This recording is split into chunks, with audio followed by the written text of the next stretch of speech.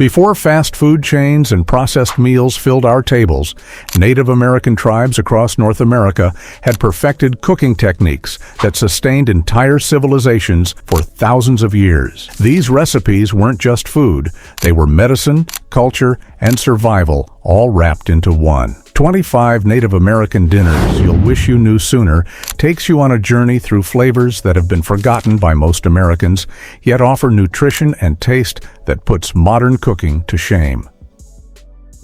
Wapi. This sacred berry sauce holds the title as one of the most important foods in Lakota culture. Wapi isn't just a sauce, it's liquid tradition passed down through generations of Native mothers and grandmothers. The word itself means pudding in Lakota, but calling it pudding doesn't do justice to its deep cultural meaning. Making wapi requires patience and respect for the ingredients. You start with whatever berries nature provides. Chokecherries, blueberries, or strawberries work best. The berries get crushed and mixed with water, then slowly cooked until they release their natural sugars. Some tribes add a touch of honey or maple syrup, but traditional wapi relies on the fruit's own sweetness. The magic happens during the slow cooking process. As the berries break down, they create a thick, rich sauce that coats the back of a spoon. This isn't meant to be eaten alone. Wapi serves as a companion to frybread, wild game, or even modern dishes like pancakes. The Lakota people consider wapi essential for ceremonies and gatherings where sharing food strengthens community bonds. Pemkin. If Native Americans had invented protein bars, pemkin would be their masterpiece. This concentrated food could keep warriors and hunters alive for months on the trail. The name comes from the Cree word pemkin, which means manufactured grease, though that description hardly captures its importance. Creating pemmican starts with lean meat, usually buffalo, deer, or elk. The meat gets cut into thin strips and dried over low fires until it becomes completely dehydrated. Then comes the grinding process, where the dried meat gets pounded into powder using stones. This powder gets mixed with rendered fat and often berries like cranberries or chokecherries for extra nutrition and flavor. The finished product looks like dense, dark bars that could survive years without refrigeration. One small piece of pemmican could sustain a person for an entire day of hard travel. Modern hikers and athletes have rediscovered pemmican because it delivers complete nutrition in a compact form. The fat provides steady energy, the protein builds muscle, and the berries add vitamins that prevent scurvy and other diseases. Tanka bars. Tanka bars represent the modern evolution of pemmican, created by Native American entrepreneur Mark Tilson. These bars combine traditional buffalo meat with cranberries and natural seasonings, bringing ancient nutrition into the modern world. The name tanka means great or large in Lakota, reflecting the big impact these small bars have on both nutrition and Native American economic development.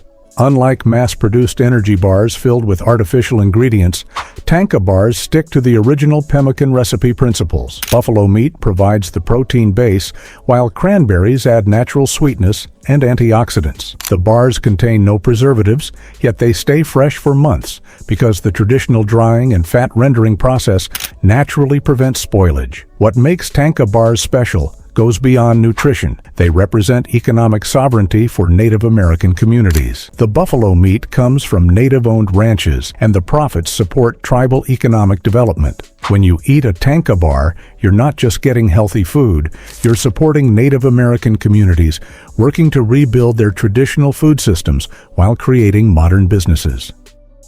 Three Sisters Stew. The three sisters aren't relatives, they're corn, beans, and squash, the foundation of Native American agriculture for over 1,000 years. These three crops grew together in the same fields, each one helping the others survive and thrive. The corn provided stalks for beans to climb, the beans fixed nitrogen in the soil to feed the corn and squash, and the squash leaves shaded the soil to retain moisture. Making Three Sisters Stew celebrates this agricultural partnership in one pot. You start by cooking dried beans until they're tender. This takes the longest time, so start them first. Fresh or dried corn kernels go in next, followed by chunks of winter squash like butternut or acorn squash. Some tribes add wild game like venison or rabbit, while others keep it completely plant-based. The magic of Three Sisters Stew lies in its complete nutrition. Corn and beans together provide all the amino acids humans need for protein, while squash adds vitamins A and C, plus healthy carbohydrates. Native American communities lived on variations of this stew throughout the harsh winter months, proving that plant-based eating could sustain entire civilizations long before modern vegetarianism became trendy. Acorn bread.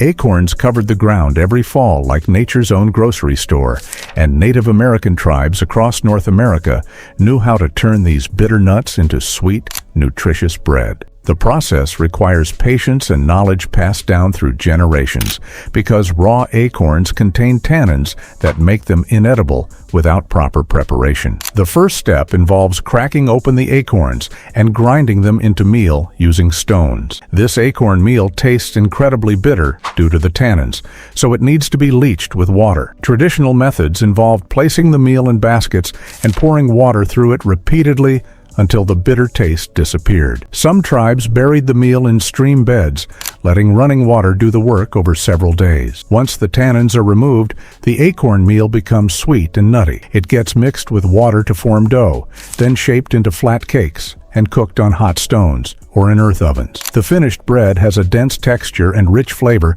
that's completely different from wheat bread. Acorn bread provided essential calories and nutrients during winter months when other food sources became scarce. Blue corn mush. Blue corn holds sacred meaning for many southwestern tribes, particularly the Hopi and Navajo people. This ancient variety of corn produces kernels in deep purple-blue color, packed with antioxidants that give regular corn its nutritional superiority. Blue corn mush served as a daily staple, providing steady energy for hard work in harsh desert conditions. Preparing blue corn mush starts with grinding dried blue corn kernels into fine meal using traditional stone metates. The grinding process takes considerable effort, but it creates meal with the perfect texture for making mush. Some families still own metates passed down through generations, their volcanic stone surfaces seasoned by decades of use. The ground blue corn meal gets slowly cooked with water, stirring constantly to prevent lumps from forming. As it cooks, the mush develops a beautiful lavender color and nutty flavor that's richer than regular cornmeal. Many tribes eat blue corn mush for breakfast, often adding wild honey or berries for sweetness. The high protein content and complex carbohydrates provide sustained energy that keeps people satisfied for hours without the blood sugar spikes of modern processed cereals. Wild rice and cranberry peeloff. Wild rice isn't actually rice. It's a grass seed that grows in the shallow lakes of Minnesota, Wisconsin, and southern Canada. The Ojibwe people call it manuman, which means good berry, and they've harvested it using traditional canoes and wooden poles for over 1,000 years. This sacred food holds such importance that the Ojibwe have prophecies about following the food that grows on water to their promised land. Harvesting wild rice requires skill and respect for the plant. Families paddle wooden canoes into rice beds during the late summer, using carved poles to bend the rice stalks over the canoe while knocking the ripe seeds into the boat with wooden paddles. The seeds get parched over fires, then winnowed to remove the hulls, creating the dark, nutty grains we know as wild rice. Cooking wild rice and cranberry peeloff combines the earthy flavor of manuman with the tartness of cranberries, another traditional food source. The rice gets simmered slowly until the grains split open and become tender, then mixed with dried cranberries, wild onions, and sometimes nuts like hazelnuts or walnuts. This dish provides complete nutrition with protein, complex carbohydrates, antioxidants, and healthy fats all in one bowl. Buffalo roast with juniper berries. Buffalo once covered the Great Plains in herds so massive they darkened the horizon for days as they passed. Plains tribes like the Lakota, Cheyenne, and Crow built their entire way of life around these magnificent animals, using every part from the meat to the hide to the bones. Buffalo roast with juniper berries represents the pinnacle of Plains Indian cooking, combining the rich flavor of grass-fed buffalo with the piney taste of wild juniper. Preparing this dish starts with selecting a good roast from the buffalo shoulder or hindquarter. The meat gets rubbed with crushed juniper berries, which grow wild across the western United States. These berries aren't actually berries, they're the female cones of juniper trees, and they taste like a cross between gin and pine needles with a slightly bitter finish. The seasoned roast gets cooked slowly over low coals, often in earth ovens lined with hot stones. The long, slow cooking process breaks down the tough fibers in buffalo meat, making it tender enough to cut with a wooden knife. The juniper berries infuse the meat with a unique flavor that's completely different from any modern seasoning. This wasn't just food, it was medicine, as juniper berries help with digestion and have natural antiseptic properties.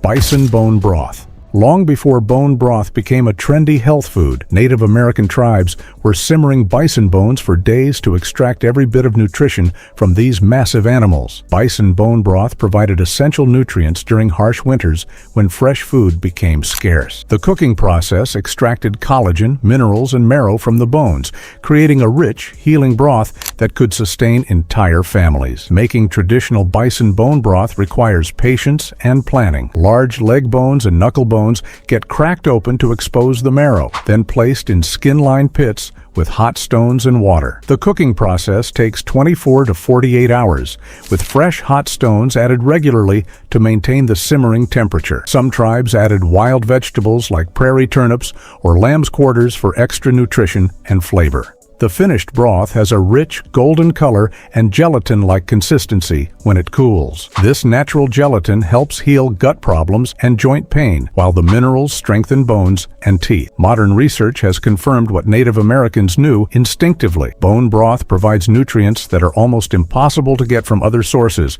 including glycine, proline, and hydroxyproline that support healthy skin, hair, and nails.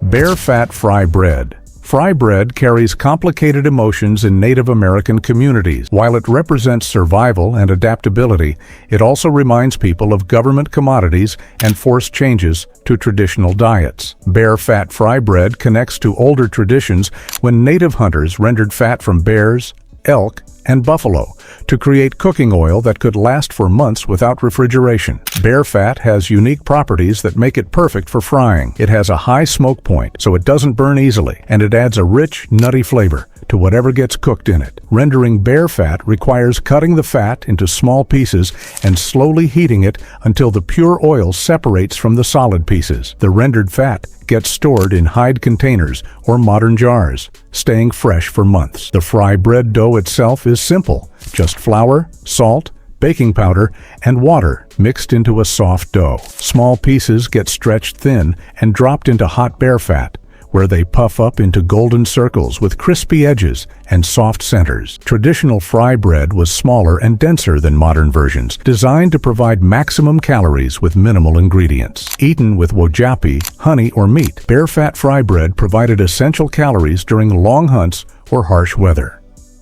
Corn husk wrapped tamales. Southwestern tribes perfected the art of making tamales centuries before Spanish colonizers arrived in the Americas. These corn husk-wrapped packages combined ground corn with meat, beans, or vegetables, then steamed to perfection in earth ovens or large pottery vessels. The corn husks served as both cooking vessel and serving plate, making tamales the ultimate portable food. Traditional tamale making starts with preparing masa from dried corn kernels. The corn gets soaked in ash water or lime water to remove the hulls, then ground into smooth dough on stone metates. This process, called nixtamalization, makes the corn easier to digest and increases its nutritional value by freeing up niacin and adding calcium from the ash or lime. The masa gets spread on softened corn husk, then filled with various ingredients depending on what's available: rabbit, deer deer, or turkey meat, mixed with wild chilies and herbs, makes a popular filling,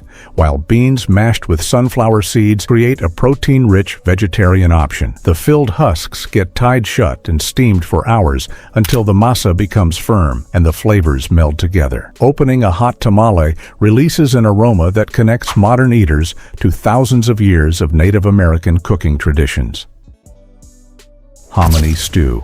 Hominy represents one of humanity's greatest food innovations, though most people don't realize its importance. The process of treating corn with alkali solutions to create hominy makes the grain more nutritious and easier to digest, preventing diseases like pellagra that plagued populations who ate untreated corn. Native American tribes developed this technique independently, calling the processed corn by various names, including nixtamal and hominy. Creating hominy starts with dried field corn kernels and wood ash from specific trees like hickory or oak. The ash gets mixed with water to create lye, which is then heated with the corn kernels until the tough outer hulls loosen and can be rubbed off. What remains are plump white kernels with a distinctive chewy texture and nutty flavor that's completely different from regular corn. Hominy stew combines these processed corn kernels with meat, usually venison or rabbit, and whatever vegetables are in season. Wild onions, sunflower seeds, and berries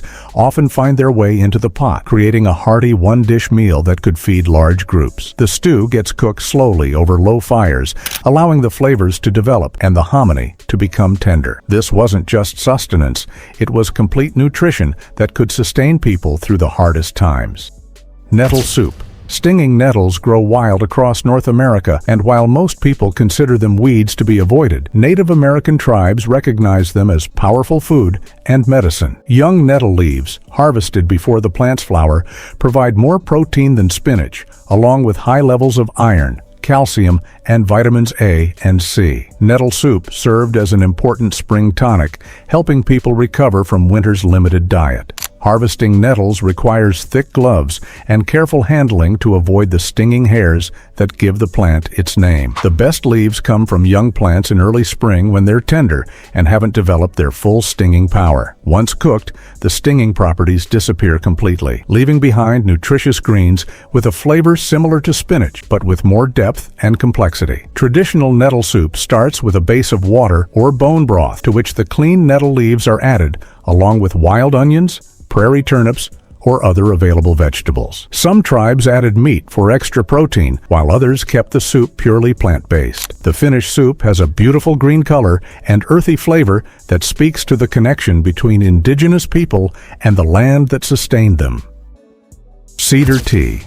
Cedar tea doesn't actually come from cedar trees. It's made from various evergreen trees, including white pine, hemlock, and juniper, that Native Americans called cedar because of their similar properties. This aromatic tea provided essential vitamin C during winter months when fresh fruits and vegetables weren't available, preventing scurvy and other nutritional diseases that affected many early European explorers. Different tribes used different trees for their cedar tea, but the preparation method remained similar across cultures. Fresh or dried needles get steeped in hot water for several minutes, creating a tea with a piney, slightly bitter flavor. The tea contains not only vitamin C, but also antimicrobial compounds that help fight infections and respiratory problems common during cold weather. Drinking cedar tea connects people to the forest in a direct, intimate way. Each sip carries the essence of ancient trees that have weathered countless seasons. Many Native Americans consider cedar tea sacred, using it in ceremonies and healing rituals as well as daily nutrition. The tea varies in strength and flavor depending on which tree species is used and what time of year the needles are harvested, with spring growth offering the mildest flavor. Sumac lemonade.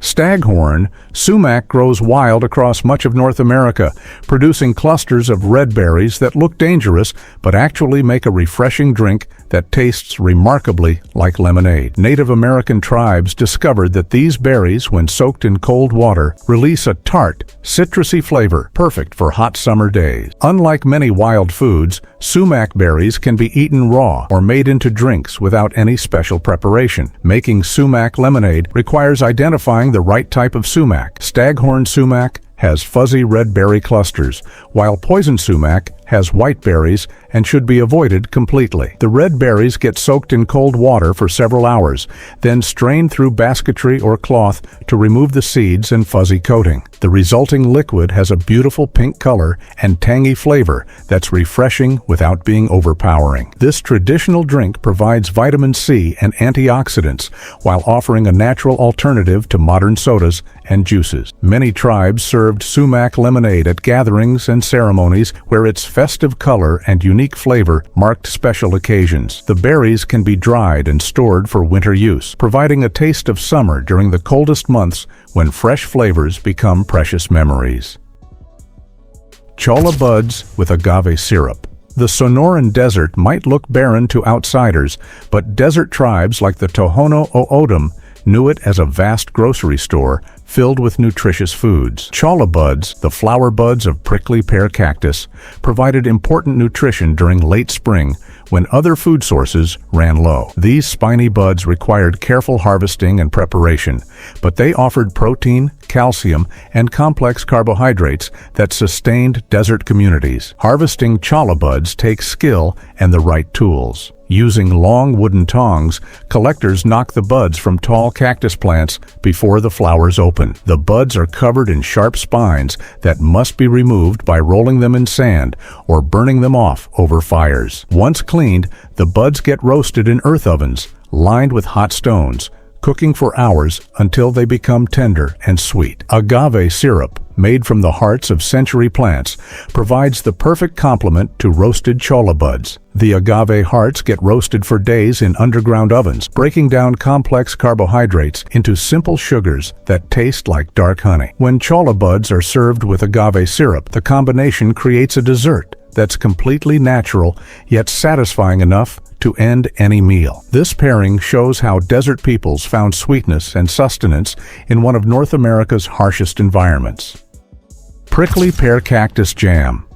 Prickly pear cacti produce beautiful fruits called tunas that range in color from deep red to bright yellow. These fruits provided essential vitamins and natural sugars for southwestern tribes, who developed techniques for harvesting and processing them despite their protective covering of tiny spines called glochids. Prickly pear jam concentrates the fruit's nutrition while preserving it for months without refrigeration. Harvesting prickly pear fruits requires thick gloves and careful handling. The fruits are twisted off the cactus pads when they're fully ripe, indicated by their deep color and slight softness. The glochids get removed by rolling the fruits in sand, scraping them with sticks, or singing them off over fires. Once cleaned, the fruits reveal sweet, seedy flesh that ranges from white to deep magenta, depending on the variety. Making prickly pear jam involves crushing the fruits and cooking them slowly until the liquid reduces and thickens. Traditional methods relied on the fruit's natural pectin for thickening, though some tribes added ground chia seeds or other natural thickeners. The finished jam has an intense, sweet flavor with floral notes that's unlike any other fruit. This jam provided concentrated nutrition during winter months and served as a special treat for ceremonies and gatherings. Pine nut soup. Pine nuts, also called piñon nuts, grow on specific pine trees found across the American Southwest. These protein-rich nuts mature only every few years, making good piñon years cause for celebration among tribes like the Paiute, Shoshone, and Navajo. Pine nut soup represented the ultimate comfort food, combining the rich, buttery nuts with warming broth to create a dish that satisfied both hunger and the soul. Harvesting pine nuts requires timing and patience. The cones must be gathered just as they begin to open, but before the nuts fall out naturally. Families would travel to traditional gathering areas, often camping for weeks while collecting enough nuts to last through winter. The cones get roasted over fires to open them fully. Then the nuts are extracted by hand, a time-consuming process that brought families together in shared work. Pine nut soup starts with grinding the nuts into meal, which then gets cooked with water or broth until it forms a creamy consistency. Some versions include wild vegetables or meat, while others rely purely on the nuts for nutrition and flavor. The finished soup has a rich, nutty taste and creamy texture that's deeply satisfying. Pine nuts are one of the few plant foods that provide complete protein, making this soup an excellent source of nutrition for people following traditional diets. Smoked eel. Rivers and streams across North America once teemed with eels, providing reliable protein for tribes living near waterways. These snake-like fish could be caught using traditional traps made from woven baskets or spears wielded by skilled fishermen. Smoking the eels preserved them for months while concentrating their rich, oily flavor into something truly special. Catching eels required understanding their habits and seasonal movements. These fish are most active at night and during rainy weather, when they move through shallow water in search of food. Traditional eel traps took advantage of this behavior, funneling the fish into basket-like containers where they couldn't escape. Spearing eels required quick reflexes and intimate knowledge of where they liked to hide during daylight hours. The smoking process transforms fresh eel into a completely different food. The cleaned eels get hung on wooden racks over slow-burning fires, often using specific woods like alder or oak that impart particular flavors. The smoking takes days, slowly dehydrating the fish while infusing them with smoke. The finished product has a deep, rich flavor that's both fishy and smoky, with a texture that's firm yet tender. Smoked eel provided essential omega-3 fatty acids and complete protein that kept people healthy throughout long winters. Chokecherry patties. Chokecherries grow wild across much of North America, producing small, dark fruits that are incredibly astringent when eaten fresh, but become sweet and flavorful when properly processed. Plains tribes like the Lakota and Cheyenne relied heavily on chokecherries, which they processed into patties that could be stored for years without spoiling. These fruit leather-like patties provided concentrated nutrition and natural sweetness during the hardest times. Processing chokecherries requires patience and knowledge passed down through generations. The berries get mashed, pits and all, then spread on hides or woven mats to dry in the sun. As they dry, the fruit forms a leather-like sheet that can be rolled up and stored. The pits add a subtle almond flavor to the finished product while providing additional nutrients. Traditional chokecherry patties are much more concentrated than modern fruit leather. They're dense, chewy, and intensely flavored, designed to provide maximum nutrition in the smallest possible package. A small piece could satisfy hunger and provide energy for hours of hard work. Many tribes considered chokecherry patties essential travel food, carrying them on long journeys where fresh food wasn't available. Hopi peaky bread. Peaky bread represents one of the most technically challenging foods in Native American cuisine. Made by the Hopi people of northeastern Arizona, this paper-thin bread requires years of practice to master and holds deep ceremonial significance in Hopi culture. The bread is so thin, it's almost transparent, yet it maintains enough structure to be rolled into tight cylinders that can be stored for months. Making peaky bread starts with blue cornmeal that's been ground to an almost powder-like consistency. This meal gets mixed with water and a small amount of ash from 4-o'clock plants, which serves as a leavening agent. The batter must be exactly the right consistency, thin enough to spread in an almost transparent layer, yet thick enough to hold together when cooked. The cooking process requires a special smooth stone that's been polished to mirror-like perfection. This stone gets heated over a fire until it reaches the exact right temperature, then the batter gets spread across it using a special tool. Within seconds, the batter sets into a thin sheet that can be peeled off and rolled while still warm. Master peaky bread makers can create sheets so thin that text can be read through them, yet strong enough to maintain their shape for months. Cattail pollen cakes.